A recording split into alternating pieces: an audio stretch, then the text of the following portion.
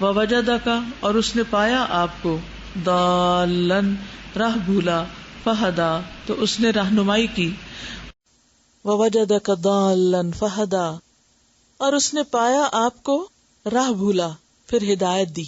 دیکھیے کہ بعض لوگ اس کو گمراہ کہتے تو جو ہمارے یہاں اردو میں گمراہ کی سینس ہے نا وہ ذرا نیگیٹو ہے. تو مطلب راہ بھولا کا بھی یہی ہے، راہ بھول گیا، لیکن انداز ہے کہنے کا. تو اس نے آپ کو ناواقف راہ پایا پھر ہدایت دی. یعنی نبوت سے پہلے آپ تلاش حق کے لیے کہاں جاتے تھے؟ غار ہرا. اپنے بیوی بچوں سے دور جا کے غور و فکر کرتے، معاشرے کی حالت پہ کڑتے، اور آپ کے اوپر وہ جو ایک کیفیت تھی اس کو دور نہیں کیا اللہ نے، آپ کو راستہ نہیں دکھایا. جیسے آتا نا ما کنت تدری مل کتاب ولا الایمان ولکن جعلناہ نورا نہدی بہ من نشاء من عبادنا اور وَلَقَدْ آتَيْنَاكَ سَبْعًا مِّنَ الْمَثَانِي وَالْقُرْآنِ الْعَظِيمِ اور الْيَوْمَ أَكْمَلْتُ لَكُمْ دِينَكُمْ وَأَتْمَمْتُ عَلَيْكُمْ نِعْمَتِي. بہت نعمتیں آپ کو ملی تھی. وَوَجَدَكَ ضَالًّا فَهَدَىٰ اور دال جو ہوتا ہے نا یہ ذہنی طور پر بھی راہ بھولنے کے لیے ہوتا ہے اور حسی طور پر بھی، اور محبت میں کسی پر فریفتہ ہونے کے لیے بھی آتا ہے. جیسے یعقوب علیہ السلام کے بچوں نے اپنے والد کو کیا کہا تھا؟ ان ابانا لفی ضلال مبین، کہ ہمارے والد تو کلی گمراہی میں. اب وہ گمراہی دین سے ہٹنا نہیں تھا، اس سے مراد کیا تھی کہ یوسف علیہ السلام کی محبت کی وجہ سے آپ ان کی طرف زیادہ مائل ہیں، یعنی آپ ادھر زیادہ جھکے ہوئے ہیں. تو سیدھے راستے سے دائیں یا بائیں ہونا کیا ہے؟ راہ گم کرنا. تو یہاں دلال کا مطلب نعوذ باللہ کوئی دین میں گمراہی نہیں ہے.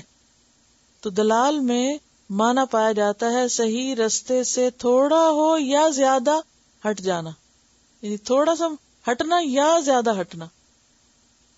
یعنی اس بات کو کہ تھوڑا سا ہٹنا یا زیادہ ہٹنا کو آپ یوں سمجھے کہ جیسے آپ ابھی پریکٹس کریں، ایک نقطہ لگائیں ڈاٹ، اچھا اس کے ارد گرد چاروں طرف نقطے لگا دیں، جتنے لگتے لگا دیں. 4 لگائیں اور پھر 4 کے بیچ میں ایک اور لگائیں، 8 نقطے لگ جائیں گے. اب آپ اس نقطے سے شروع کر کے ایک لکیر کھینچے، کہاں جاتا ہے؟ پھر وہ جو اینڈ ہے، نہیں سمجھ آیا؟ یعنی آپ دیکھیں نا کہ ایک نقطہ لگایا، پھر آپ نے 4 لگائے اس کے ارد گرد، پھر ان 4 کے بیچ میں ایک لگا دیا، وہ کیا ہو گئے؟ 8 نقطے ہو گئے. اب آپ دیکھیں اس سے زیادہ لگیں گے بھی نہیں. اچھا اب آپ دیکھیں کہ ایک نقطہ جو کہ ساتھ ساتھ ہے، سارے بالکل ساتھ ساتھ ہیں، اگر اس کو آپ لکیر کھینچے تو اب آپ دیکھیں کہ کیا ہوگا. سینٹر والے سے اگر ایک کو کراس کر کے جائیں، دوسرے کو جائیں، تیسرے کو، تو وہ کوئی ادھر جا رہا ہے، کوئی ادھر جا رہا ہے، کہ قریب ترین تھے. تو چھوٹا سا بھی رستے سے ہٹنا بعض اوقات وہ انسان کو دور پہنچا دیتا ہے. جیسے جہاز اڑتے ہیں نا، تو اگر ان کی ڈائریکشن میں ذرا سا بھی فرق ہو نا، چند انچز کا بھی، تو اینڈ میں کہیں سے کہیں پہنچ جائیں. یعنی نقطے کے معاملے نہیں، جہاز کی بات کر رہی ہوں کہ وہاں اڑتے ہوئے اگر ذرا سا بھی ڈائریکشن میں فرق ہو تو جو ڈیسٹینیشن ہے وہ بدل جائے گا. وَوَجَدَكَ ضَالًّا فَهَدَىٰ تو اس کا یہ مطلب نہیں کہ نعوذ باللہ نبی صلی اللہ علیہ وسلم اس سوسائٹی کی کسی غلط چیز میں پائے گئے تھے تو اللہ تعالیٰ نے آپ کو سیدھا راستہ دکھایا. اس کا مطلب یہ ہے کہ جو صحیح چیز نبوت اور وحی کے ذریعے آپ کو ملی وہ پہلے نہیں تھی آپ کے پاس.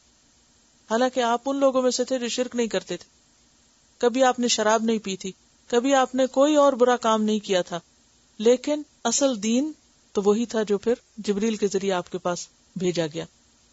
جس رب نے آپ کو یہ راستہ دکھایا وہ کیا آئندہ خیال نہیں کرے گا؟